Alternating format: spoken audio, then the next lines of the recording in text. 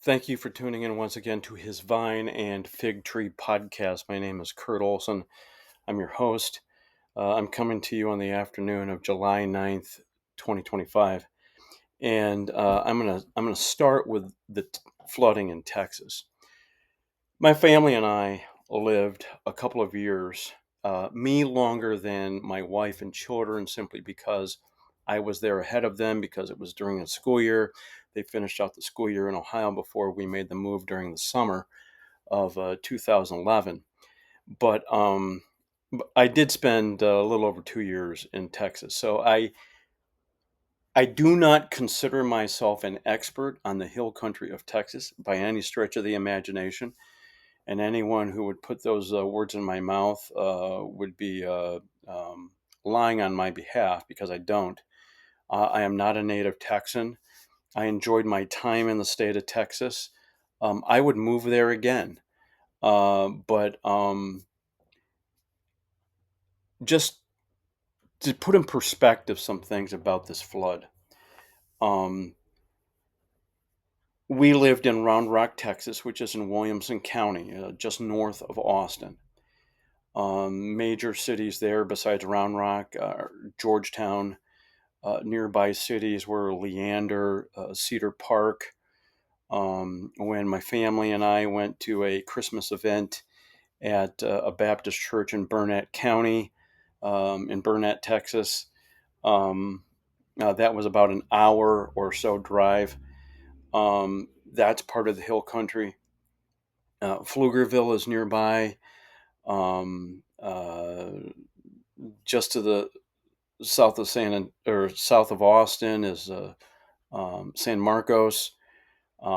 There's a variety of cities. And just to put into some perspective on the size of the state of Texas, if you draw a line diagonally from the Dallas Fort Worth over to Houston, and then another diagonal line from Houston over to San Antonio, and then you connect San Antonio to the Dallas Fort Worth area along Interstate 35, 75% of the state's population lives in that triangle.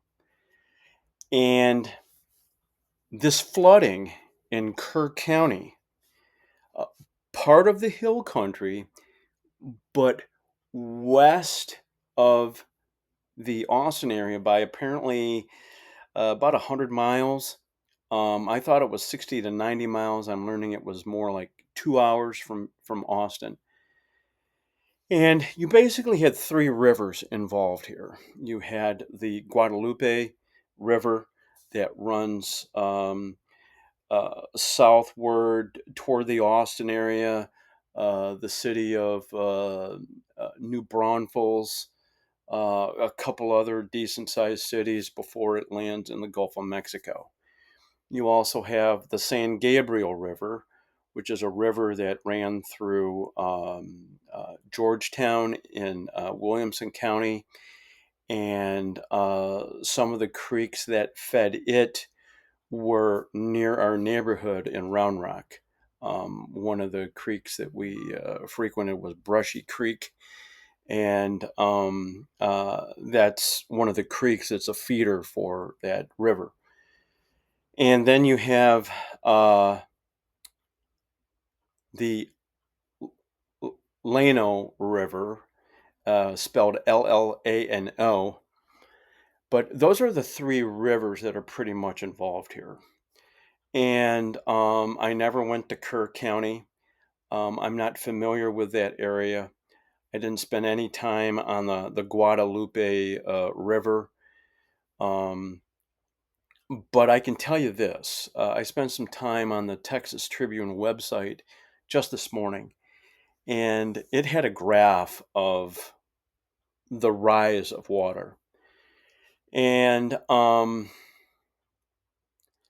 5:15 in the morning, the Guadalupe River was running between 1 and 2 feet above normal. So, okay, some rain had started, and no big deal. In an hour and 45 minutes, between 5:15 a.m. and 7 a.m. in the morning on July 4th, that river rose to 36 feet above flood stage.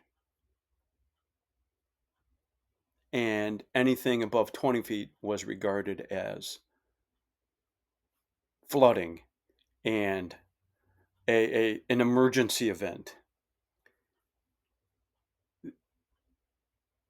I can't fathom the amount of water that emerged.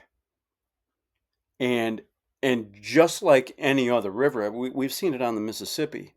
Once you have flooding in a certain spot, it will work its way downstream until it empties in its primary uh, location. And the loss of life is unbelievable. The number of people missing is still unbelievable. And I would like to think that we are going to get to a spot where we do a lot more trusting of private organizations like Samaritan's Purse, the Southern Baptist Convention, even the Episcopal Church. These places have turned responding to disasters into a science. They outdo the federal government many times over, and people are well served to give to those organizations that don't have nearly quite the amount of overhead that, let's say, the Federal Emergency Management Agency does. So I just say all that to just, I mean, we still have friends in the Round Rock area, that part of Texas, and many, if not most of them, are indeed safe. But we certainly are praying for the folks in a location where we used to live. Moving on to a couple other things here. The One Big Beautiful Bill, Jeffrey Epstein, and unhinged Democrats. I'm going to start with the One Big Beautiful Bill. I'm going to read something from someone who I used to work with briefly. His name is Vance Ginn. He, when I was at the Texas Public Policy Foundation, he came in there as a policy analyst, assisting folks that were working with schools and local governments and the state. And he's advanced himself. He even worked in the Office of Management and Budget in the first Trump administration. But I want to read something that Vance wrote on July 3rd about the One Big Beautiful Bill. And this was the transition between it being approved and it eventually being signed on July 4th. Vance writes, as a former chief economist at Trump 45 White House OMB, I know how hard it is to make real fiscal reform happen in Washington. So yes, I appreciate how Congress prevented the disastrous sunset of the 2017 tax cuts and made full expensing permanent. That's a meaningful pro-growth win. But the One Big Beautiful Bill doesn't go nearly enough to resolve the spending crisis, as I've consistently noted. Despite finding $1.5 trillion in so-called spending cuts in DC parlance, it adds even more spending for the border and military while delaying deeper needed reforms and piling on gimmicks like refundable child tax credits. Worse, it will likely raise deficits by $500 billion in the first few years alone, even after dynamic scoring, on top of $2 trillion deficits already expected annually. This is unsustainable. Tariffs, tax carve-outs, and expanding entitlements won't bring prosperity. America needs less government, not more. We can and must do better because growth, freedom, and prosperity demand it. That is Vance Ginn um, commenting on the One Big Beautiful Bill. Um, and I'm kind of, just like him, I'm kind of ambivalent. I see some of the positive things they did, like long-term tax cuts. I don't care what the left says. Tax cuts are good for any economy. It incentivizes people with money, with capital, to make investments in their business. And hopefully that will be something that will be one of the results of this. However, just as Vance points out here, um, they didn't do nearly enough. And on a future episode, we will have I will might even see if I can have a conversation with someone about Elon Musk's attempt at a third party. Um, Not going to discuss that now, other than to say there's a lot of obstacles there. But the One Big Beautiful Bill, for all of the good things it does a bunch of negative things as well. And this Congress, these Republicans, by and large, do not have the intestinal fortitude when they have power to cut the size, scope, and cost of government. These are people with a whole lot more bark than bite, and it is one of the reasons I do regard myself as politically homeless. And anyone who trusts these people is playing a fool's errand. Um, that's all I'm going to say on that. Jeffrey Epstein. This social media is blowing up with comments about Jeffrey Epstein. And just as context, um, the Department of Justice has decided there is no client list, and Jeffrey Epstein died by suicide.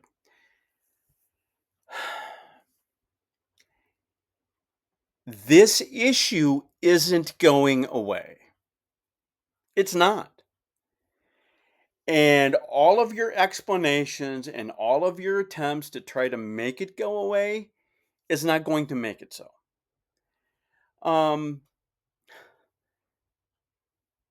I have my own theories about the Jeffrey Epstein client list. One of the A lot of people have promised to expose this and make it public, and it's never happened. And I think one of two things, and if I were to have a conversation with others, they could convince me maybe there's three or four different reasons for this. I'm going to cite at least two. One, he was involved with the CIA, and there are powerful people in government, some people who are too powerful in government, who would be exposed by this, and they can't let that happen. Um, I think that's a very plausible explanation. And secondly, we do know, and we have heard over time, that Prince Andrew from England was a prominent guest on Epstein Island, and I believe it is very possible the Brits are putting pressure on any American administration to keep that list of clients from ever seeing the light of day. Those are my explanations. Um, I'm sure there are others. But this issue is not going away anytime soon, because there were powerful people who were involved in children, exploiting children. And that is a non starter with millions of Americans. So, whether it's Pam Bondi, whether it's Donald Trump, whether it's Dan Bongino, whether it's Kash Patel, I don't care who it is. I don't care. The American people will keep asking questions. Period. The last thing I'm going to discuss here is unhinged Democrats. There was a story that emerged in a online left wing publication called Axios. Um, uh, I don't know who all the people are involved in Axios these days, but the headline reads, this ran Monday, just 2 days ago. Democrats told to get shot for the anti-Trump resistance. So this reporter, Andrew Solinder, talked to a couple dozen Democrats on Capitol Hill and had questions for them about what's happening at their town hall meetings and what is the kind of correspondence they're getting and what are they hearing. And these people are encouraging members of the Congress, Democratic House reps and senators, to engage in confrontations at immigrations and customs enforcement facilities across the country, and if necessary, get shot. In other words, sacrifice yourself in some way where you would get shot, it would get on the net in the national media, and it would be that hurtful to Team Trump. And Democrats do not have power right now. They don't have the House, they don't have the Senate, they don't have the White House, and let's be honest, they don't have the Supreme Court either. And they are desperate. And they are unhinged in their, and we've even saw this, folks, during the comments on social media related to this flood in Texas. There were people, there was a pediatrician in Texas, a lady who made some comments about uh, cuts to whatever, and these people were Trump voters. She summarily got fired. There have been other people who have made these comments about how these Trump voters deserved this. This is the kind of rhetoric we're getting from a loyal opposition. Scary quotes intended. Because a party out of power, that's what they're supposed to be, the loyal opposition. And they aren't a loyal opposition. They are a disloyal, unhinged, knee jerk reacting, um, hyperventilating opposition party. And my comments are probably being kind because there are factions of them that are even engaging in violence. And